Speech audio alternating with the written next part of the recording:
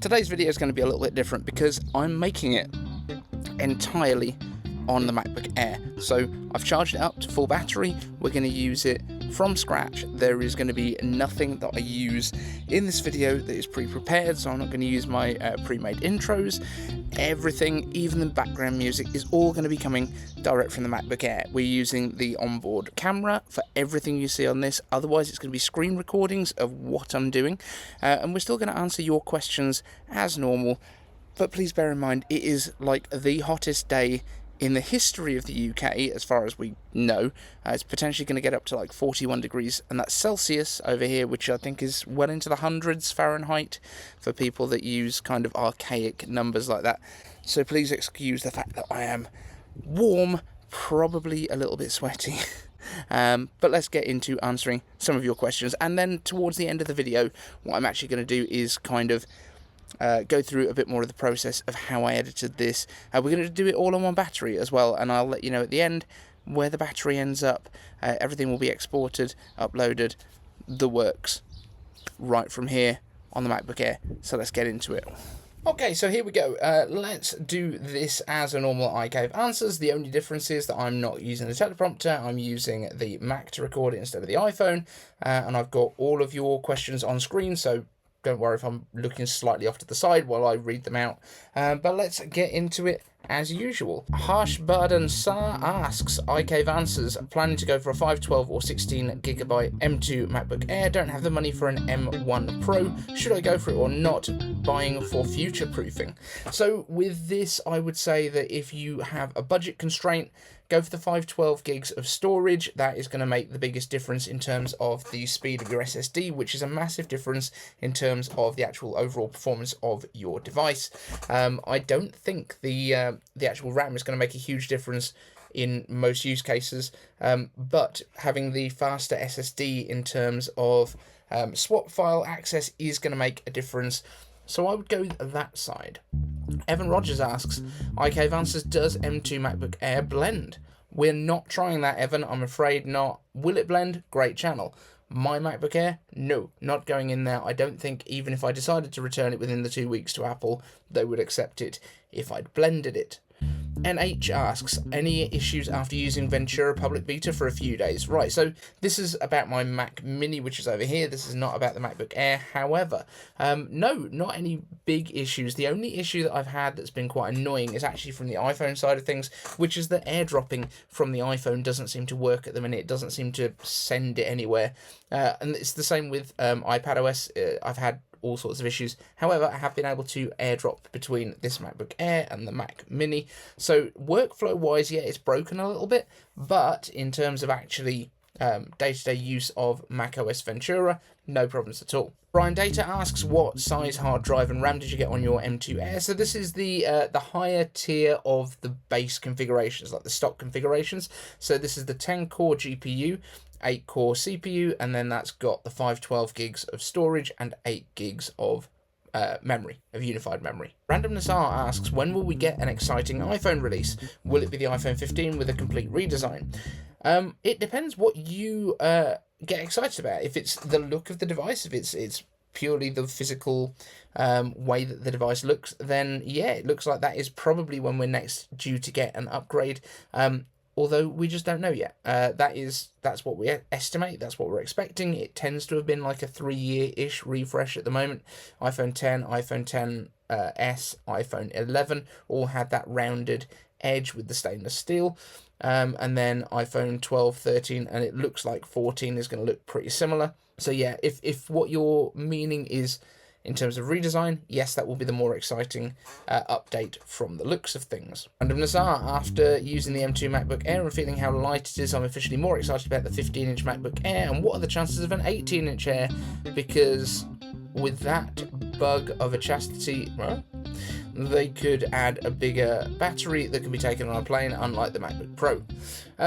So I think the issue is that there will be even less of a market for that than there is for the 15-inch MacBook Air. I genuinely think that the 14-inch MacBook Pro will sell better than the 15-inch MacBook Air, because I think the vast majority of people, when they're going up in size, also want more power. They want to be using it for more stuff.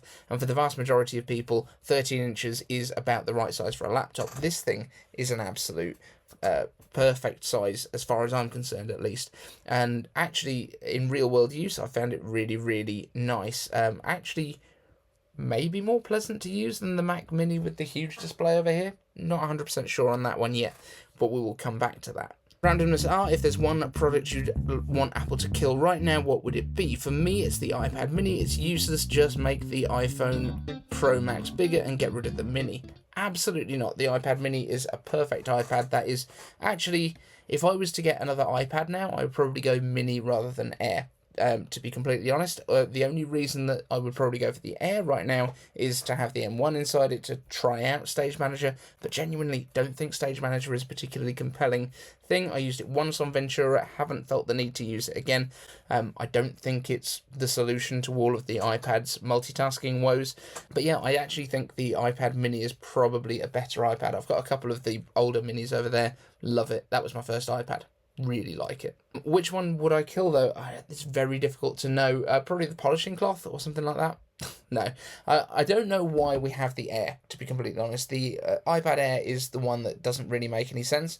I feel like the iPad regular should just get an update so that it's a little bit better designed, so that it fits in with the rest of the range, and then put that kind of in the middle, make the iPad mini the cheapest at maybe like $400. I think that would be fair. And then you go iPad at like $450, $500, and then you go iPad Pros above that. That would make the most sense to me. And on the subject of iPads, Randomness asks, if the 14.1-inch iPad isn't an iPad Pro, I'll be disappointed. So many YouTubers making videos claiming it'll be a Pro when Ross fully said it doesn't have mini LED or Pro Motion. What are your thoughts? Perhaps we get a 15 to 16-inch iPad Pro with mini LED and Pro Motion.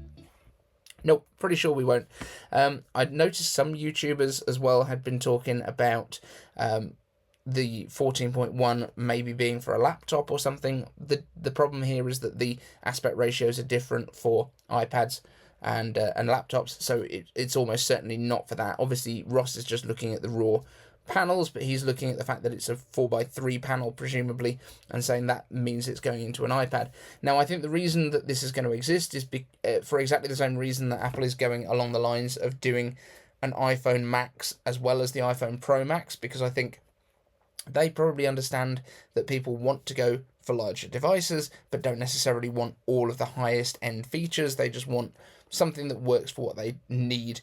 And maybe this is going to be more aimed at graphic designers and that kind of thing, to use as like a graphics tablet. Maybe there'll be some new software that makes it work better with the Mac as a graphics interface, as a tablet using your Apple Pencil.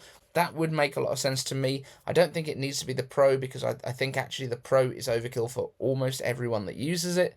I don't think 120 Hz is that compelling on an iPad. I understand why some people like it, and if you're doing drawing with the pencil, then it's nice to have it so up to date on it, but I really don't think it makes that much difference. That being said, I don't own any ProMotion devices at this point. I've never had a MacBook Pro with ProMotion. I've never had an iPad Pro. And I've not got the iPhone 13 Pro, so I'm not a ProMotion user, but I just don't see it as being like a win in terms of making things better. If anything, it's just, handy. It's a nice to have, not a need to have. Random Nazar asks, Icave answers, let's talk about the future just for fun. When the new MacBook Pro 16 inches gets a redesign again in maybe 3 to 4 years, what direction do you think Apple can go? I mean, the current ones look insanely good. I don't know what else they could do. Well, the thing is, they don't need to redesign them, and they certainly won't be for at least a couple to 3 years. But I do think it depends on what the design trends are at the time and what the use cases have changed into, because right now we kind of have our current use cases. If we've got VR has become more of a thing, maybe we don't want stuff with a particularly large display. Maybe we move away from having a physical keyboard to a taptic keyboard. Maybe the haptic feedback has got good enough that people don't actually mind typing on a piece of glass, which then means you can reconfigure that keyboard space into other stuff if you want to use it as a graphics tablet, or if you want to, for some sort of gaming that might be coming at that point, using it for different stuff, almost like a Nintendo DS.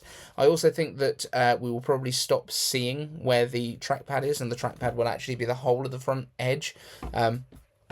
And obviously Apple's palm rejection is really good already, so I think that's the kind of stuff that Apple will probably refine. It might be that connectors have changed in 3 or 4 years as well, that USB-C maybe will have gone away by then, which will really upset all the governments that have just said, no, that's the only one that anyone ever needs to use ever. Just like with, processors, they should all have the same socket, and you should never be able to change the socket, because why would we need innovation? Random Star asks, Icave answers, how do you think the Apple Watch will look in another 4 years? More bigger sizes and bigger batteries? When will the Watch and AirPods get the same treatment as MacBook with the M chips, where they make huge game-changing leaps? Well, with both of those things, they don't need any big game-changing leaps. There is very little that you can do game-changing wise. I will have a video coming up very soon on Apple Watch, because I think I've got some ideas about what Apple might be doing in future with that, hopefully in the next couple of days, and the way that they might structure the range, because there's a lot of rumours moving around right now about Apple Watch and the Apple Watch Pro and what that bigger design means, and a whole bunch of other stuff. So I think I'm going to do a video on that and how that ties in with the iPhone range as well, so keep your eyes open for that. I don't think there's going to be any big like M series style leaps though, because they've already been using their own silicon inside these right from the start. Icave answers, please keep the Midnight MacBook Air for your channel. On a scale of 1 to 10, how much do you love the Air? Can you try and run your channel off it for the next few days? Thanks. Well, guess what we're doing today? We're actually making the entire video on here. Everything is shot from this. We're not even using the iPhone as a camera. We're using this exclusively. We're not plugging it in from start to finish. At this point in the day, and I will just check it while we're here making this. So I've been shooting. I've done all of the text. I've got everything out of the YouTube comments and brought it into a notes document. Now we're filming. We've been filming outside a little bit. I'm on 97% battery. So how much do I love it? More than I thought I would. Scale of 1 to 10, let's say 9.5, because it's not perfect. Bloody close. Von16 asks, Icave answers, how easy is it to wipe off the fingerprints, and what would you recommend to wipe it off? So you're talking about the MacBook Air. Obviously we've got the Midnight one. We did a whole video yesterday on the anodizing process and the fact that it does show fingerprints and where it might wear in future.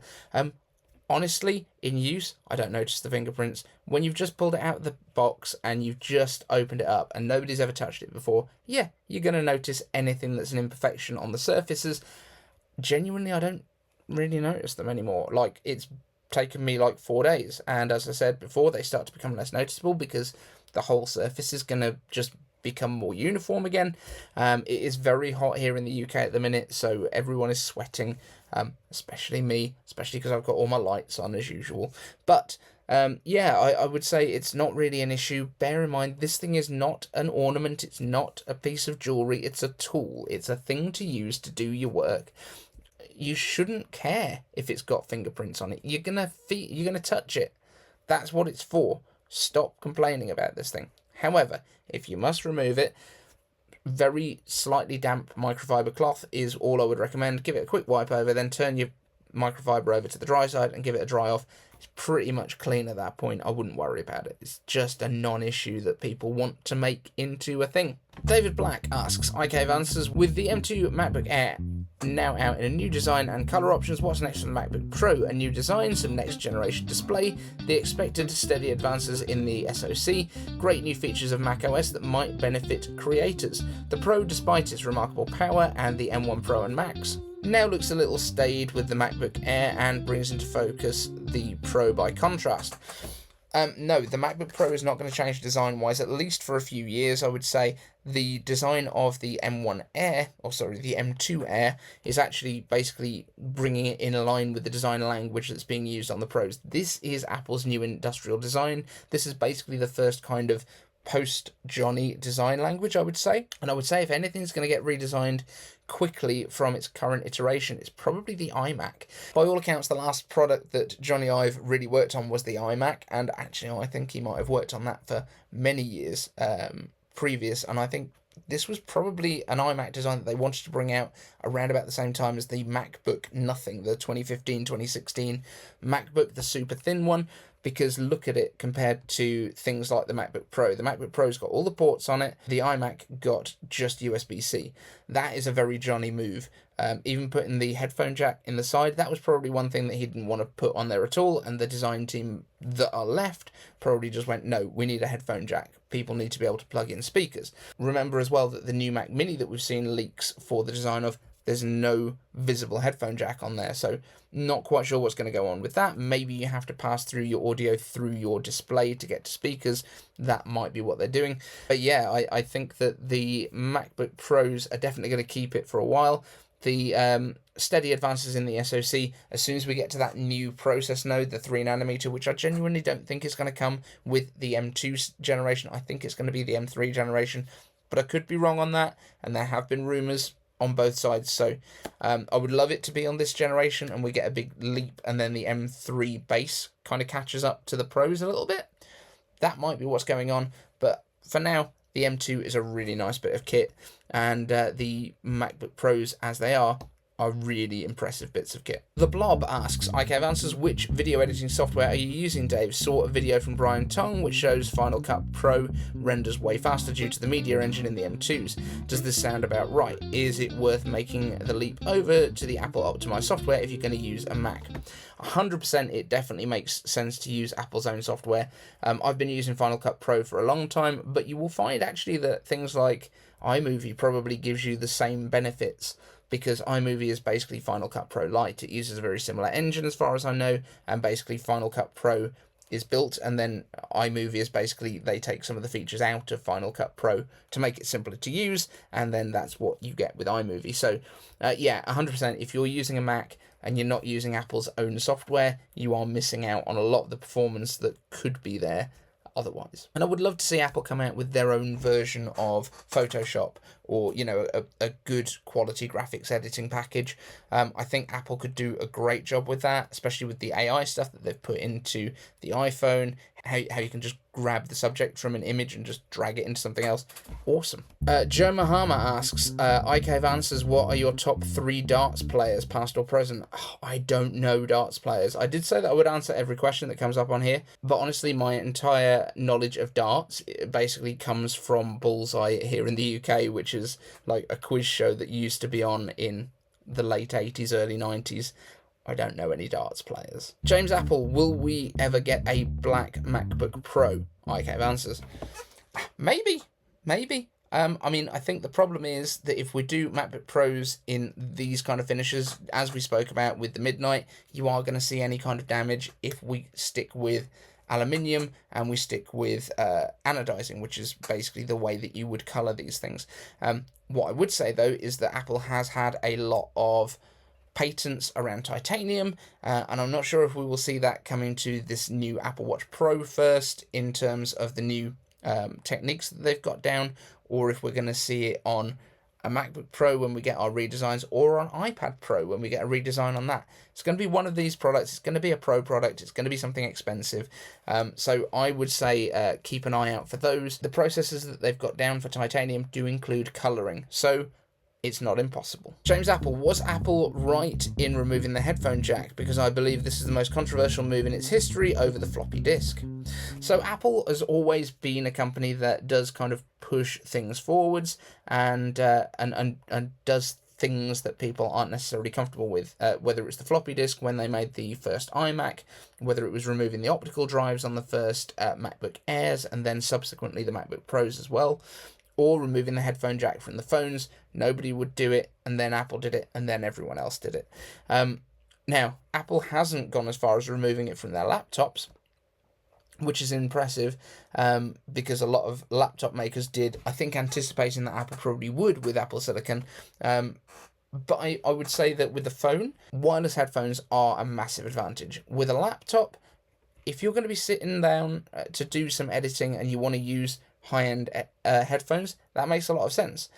You're not going to be sitting down to edit high-end audio on an iPhone in most cases. I know you can, but I don't think you are. And the fact that Apple has actually increased the performance of the headphone jacks in its MacBooks as well, and the Mac Studio, yeah, up to the high impedance headphones so that you can use higher end headphones, also kind of indicates they're not taking it away anywhere here. Do I expect it to come back to the iPhones or back to the iPads? No, I don't. But I think for the Macs, it's not going anywhere anytime soon, at least. James Apple, what are your thoughts on Apple Arcade games leaving the platform? Okay, yeah, so there was a list. They've basically put a tab on the Apple Arcade. In fact, let's have a look at that, because as I'm not using my phone, we can actually have a quick look at what that list is. So we're going to the App Store. And yeah, so Apple Arcade, we've got a leaving soon tab apparently. I haven't actually looked at this directly. Leaving Arcade soon. Okay, so we can go to see all here, and you can see that there is the list of games that are going to be leaving Apple Arcade soon, but we don't know when soon is. Do I think this is a big deal? No. These are basically games that have just come to the end of their contract with Apple for the license that they had, and Apple hasn't renewed. So it's either ones that have been downloaded not too much, or they wanted too much money to renew it. You know, these things happen. It's just the same as when Netflix changes up the list of programs that you can watch. Stuff comes and goes to different streaming platforms, and Apple Arcade is basically the streaming platform for games on the iPhone, the Mac, the iPad. It's fine. But let me know if there's one of the games that you were playing on Apple Arcade that's being removed, and how mad you are about it. And Randomness asks, Icave answers, will we ever get a midnight green or midnight red MacBook ever? That alone would make me buy one. So midnight is definitely a blue colour. I wouldn't say that midnight suggests red or green, but I guess you just mean dark red or green.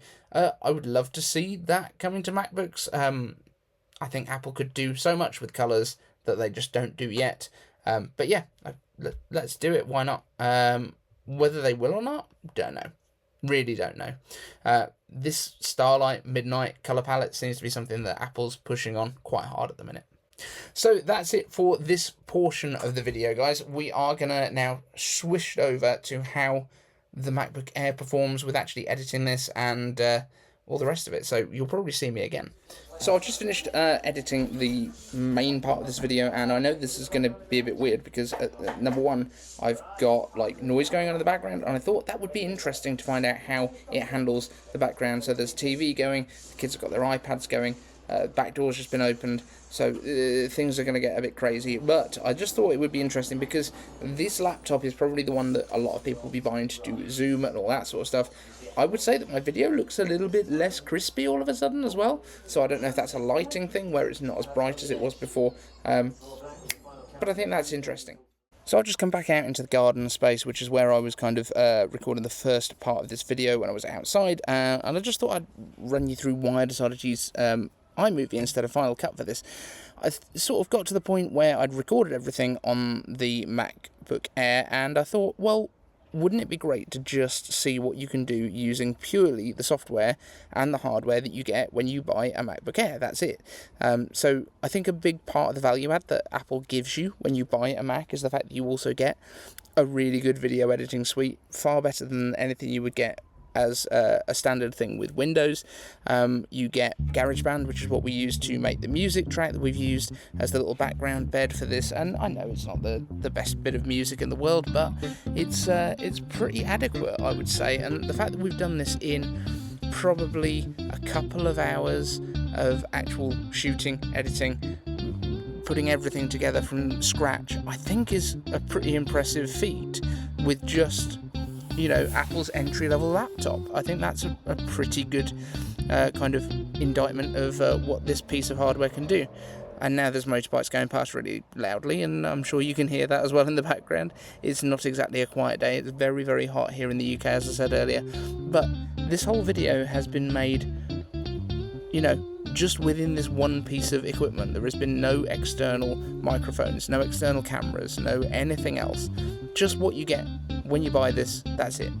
And I think that's pretty impressive. So let me know down in the comments what you think of this video. You know, where are its weaknesses? You know, would a small, like, cheap microphone be the best upgrade for this? Because I think the video has been pretty good, as long as you've got decent light. So let me know. I've got to say, the other cool thing is I've actually been able to basically shoot this all in order. So I've been able to shoot the introduction, and then I kind of went and did the getting the YouTube stuff, and then we shot it, and then we edited it, and now I've finished the process, and this is where we are. And at this point, this has been, I don't know, 4 or 5 hours that we've been working on this. We're now still on 70% battery, 69% battery. I think that's pretty impressive. I'm about to export this. We're going to upload it. Thank you, by the way, to William Fax on Twitter. He is the one that's provided the pretty awesome wallpaper that you've seen in this. So go and find him on Twitter if you want that wallpaper. I think it looks pretty amazing. And thank you so much for watching. Let me know in the comments what you would like me to tell you next about the MacBook Air or Apple in general.